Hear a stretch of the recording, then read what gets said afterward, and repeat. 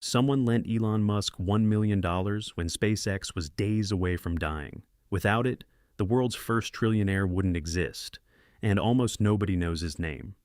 In just days, on June 12, 2026, SpaceX is scheduled to begin trading on the Nasdaq under the ticker SPCX, the largest IPO in stock market history, targeting a valuation of $1.75 trillion. Elon Musk's stake, worth approximately $735 billion from SpaceX and XAI alone, plus his Tesla holdings, pushes his total net worth past $1 trillion, making him, on paper, the first person in recorded human history to reach that threshold. Not a billionaire, a trillionaire, a word that has never meaningfully applied to a single human being until this week. The headlines will be about that number, they always are. But here is the detail that reframes everything. Elon Musk, the man about to become the world's first trillionaire, said publicly on record, in a 2012 speech at the Economic Club of Chicago, that he might not have made it without one specific person, not SpaceX alone, not Tesla alone, the empire that is about to make him a trillionaire. He said he might not have made it. So the question we should be really asking is not who that person is. It's whether the world's first trillionaire would exist without him. His name is Antonio Gracias. And when SpaceX starts trading this week, his 7.2% stake will be worth approximately $90 billion, pocketed quietly alongside the world's first trillionaire. Almost nobody knows his name, not because he's a genius who predicted the future of space travel, not because he had access to information nobody else had, because in 2008, when 3 rockets had failed, when Musk was borrowing money from friends to pay rent, when every rational financial advisor was telling everyone to walk away, Antonio Gracias did not walk away. To understand what that loyalty actually meant, you have to know where SpaceX came from. It started not as a rocket company, but as a joke on a dark stretch of Long Island Highway. After selling PayPal to eBay, Musk and his college friend Antonio Gracias sat in a car staring at the night sky. They had $50 million between them and no idea what came next. When Gracias joked about space, neither of them imagined they were planting the seed for what would become the largest IPO in history. They spent 2 years trying to buy Russian intercontinental ballistic missiles, 2 of them $7 million each, to send plants to Mars. A philanthropic mission, no commercial ambition. Just 2 men who thought private individuals could inspire the world to care about space. When Musk went to Moscow to close the deal, the Russians tripled the price, $42 million instead of $14 million. The plan collapsed. Musk did not go home. He decided to build his own rockets. A panel of the world's top space experts staged an intervention to stop him, literally ambushing him at a hotel one morning. He looked them in the eye on the way out of the room and said, "I am going to do this." 3 failed launches later, in 2008, he was out of money, and Antonio Gracias did not walk away. This is the story of what that decision is actually worth, and what it means for how extraordinary wealth is really built. Antonio Gracias was born in Detroit, Michigan. He studied at Georgetown University and went on to earn his law degree at the University of Chicago, one of the most rigorous financial and legal programs in the country. In 1995, while still in law school, he founded a private equity firm called Valor Equity Partners. Not from a famous family, not with inherited capital. He built it from scratch. Valor's philosophy was different from most private equity firms. Rather than buying companies, cutting costs, and selling them, Gracias believed in getting deeply involved in the operational reality of the businesses he backed. He didn't just write checks, he sent teams in, he helped build factories, he sat on boards, he became indispensable to the companies he believed in. By the time he encountered Elon Musk at the turn of the century, through the interconnected web of Silicon Valley relationships, Valor was already managing hundreds of millions in assets, but his most consequential decision had nothing to do with a spreadsheet. It had to do with a friendship and a phone call in the worst year of Elon Musk's life. To understand what Antonio Gracias did in 2008, you have to understand exactly how bad things were. Musk had poured nearly all of his PayPal proceeds, over $100 million of his own money, into 2 companies, Tesla and SpaceX. Both were failing simultaneously. SpaceX had attempted to launch its Falcon 1 rocket 3 times. 3 times it had failed to reach orbit. Each failure consumed millions of dollars and months of engineering work. Each failure eroded investor confidence further. Musk himself admitted it bluntly years later. I messed up the first 3 launches. The first 3 launches failed. And fortunately, the 4th launch, that was the last money that we had for Falcon 1. The 4th launch worked, or that would have been it, for SpaceX.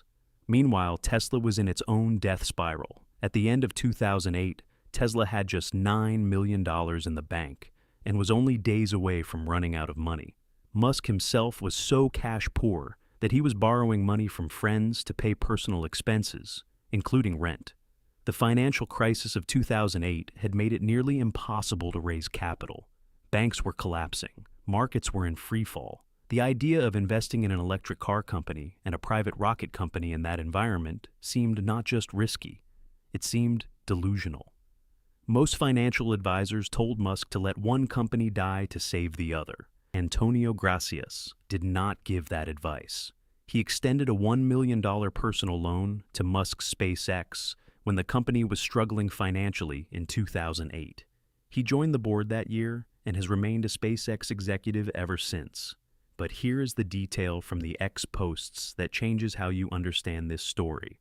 When the story of the loan went viral in June 2026, right before the SpaceX IPO, Musk responded directly on X. He clarified that the loan was a short-term personal loan when he ran out of money, that Gracias did not receive equity for that specific loan. What built the 7.2% stake was something harder to quantify. Antonio's ownership stems from absolute support, even when it looked like SpaceX would fail, and many investments over 2 decades.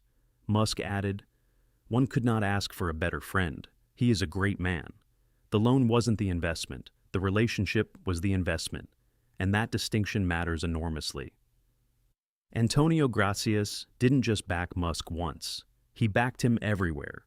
Through Valor, Gracias invested into Tesla, Solar City, The Boring Company, and Neuralink, moves that helped Musk cement his expansive business empire. He was also an early institutional investor in Tesla, joining the automaker's board in 2008 through 2021. He engineered cost-saving initiatives, such as deploying Tesla salespeople to carry out test drives for its vehicles at public events, rather than building out a fleet of showrooms. Musk credited Gracias with rescuing Tesla when production costs for the company's first car swelled past budget projections early on in its existence. "I don't think we would have made it without his help," Musk said of Gracias in a 2012 speech at the Economic Club of Chicago. Think about what that sentence means. The world's most valuable car company, the company that made Musk the richest person in history. Musk himself said, publicly on record, they might not have made it without Antonio Gracias. And then there was SpaceX. Valor entities collectively hold more than 500 million shares of SpaceX Class A stock, roughly 7.3% of the company, making Gracias the second largest individual shareholder after Musk himself. At the $1.75 trillion valuation SpaceX is targeting, Antonio Gracias' stake will be worth around $90 billion. At $2 trillion, it climbs past $140 billion. To put that return in perspective, if you had invested $1 million in the S&P 500 in 2008, you would have approximately $5 million today. A solid return. A life-changing return for most people. In fact, Polymarket posted on X that the IPO will create 4,000 new millionaires, from engineers to cafeteria workers employed by SpaceX. Elon Musk has created immense value for countless people, including Antonio Gracias. In January 2025, Gracias wrote on X, "I have worked closely with Elon for over 20 years. His heart is pure, and his sole mission is to help humanity. During the darkest moments, he has shown me the path to choose courage and compassion over fear and hate." That post was written before anyone knew the SpaceX IPO was imminent, before $90 billion became the number attached to his name. It reads differently now, but the financial entanglement between these two men didn't stop with historical stock ownership. When SpaceX's S1 prospectus was finally made public, corporate governance experts noticed a staggering footnote. Subsidiaries tied to Elon's XAI had quietly entered into nearly $20 billion in equipment lease agreements with entities controlled by Gracias's firm, Valor. The deals were so unconventional that SpaceX's own auditors, PwC, refused to classify them as normal leases, instead labeling them failed sale leasebacks and forcing the company to record $9 billion as related party debt. It wasn't just an old friendship anymore. It was a multi-billion-dollar infrastructure symbiosis. The story of Antonio Gracias does not end with a stock certificate.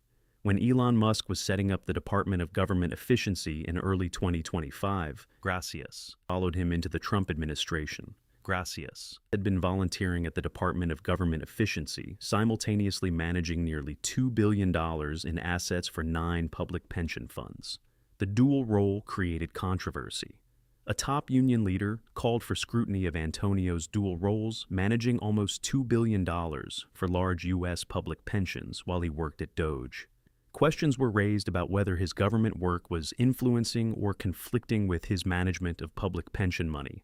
Antonio resigned from DOGE in July 2025 amid scrutiny over his concurrent management of public pension fund assets at Valor. He has said nothing publicly about the controversy since. The pattern is consistent across 2 decades. Antonio Gracias does not seek the spotlight. He does not give many interviews. He does not appear on financial television. He has not written a book about his investment philosophy. He simply shows up, quietly, operationally, loyally, and lets the results speak for themselves. Here is what the story of Antonio Gracias actually teaches, and it is not what most financial content will tell you. The lesson is not, find the next Elon Musk. That framing makes the story about luck and timing, which closes the door on any useful thinking. The real lesson is about a specific and learnable approach to building relationships with people who are building things. First, Gracias bet on a person, not a product. In 2008, SpaceX did not have a successful product. It had 3 failed rockets and a charismatic founder who refused to quit. Antonio evaluated the person's character, the resilience, the technical obsession, the refusal to choose between his companies when everyone said he had to, and decided that character was worth backing regardless of the current results. Second, he was operationally useful, not just financially useful. Gracias didn't just write a check and wait. He joined boards. He sent teams. He helped solve manufacturing problems at Tesla. He made himself indispensable in ways that deepened the relationship beyond money. That operational involvement is what separates a passive investor from a genuine partner, and genuine partners get treated differently when the upside arrives. Third, he stayed. The single most underrated element of this entire story is not the $1 million loan. It is the 20 years of continuous presence through multiple near bankruptcies, manufacturing crises, public controversies, and setbacks. Most investors would have quietly reduced their position after the 3rd rocket failure. Gracias did not. The $90 billion is not the return on a $1 million loan. It is the return on 20 years of showing up. On June 12th, in just days, SpaceX is scheduled to begin trading on the Nasdaq. The headlines will talk about Elon Musk, the Trillionaire, the largest IPO in history, the first person to ever reach $1 trillion in personal wealth. Somewhere in those stories, in a footnote, if they mention him at all, will be the name Antonio Gracias, 2nd largest shareholder, 7.2%, $90 billion. The man Musk said he might not have made it without. He will not be giving interviews that day. He will not be on the trading floor ringing a bell. He has spent 2 decades not doing those things. What he will have is the result of a decision made in the worst year of his friend's life, when the rockets were failing and the money was gone and every rational advisor said to walk away. He didn't walk away. And in just days, we will find out exactly what that is worth. Would Elon Musk be a trillionaire without him? He said himself he might not have made it. Draw your own conclusion. This is Gated. Subscribe. The next door opens soon.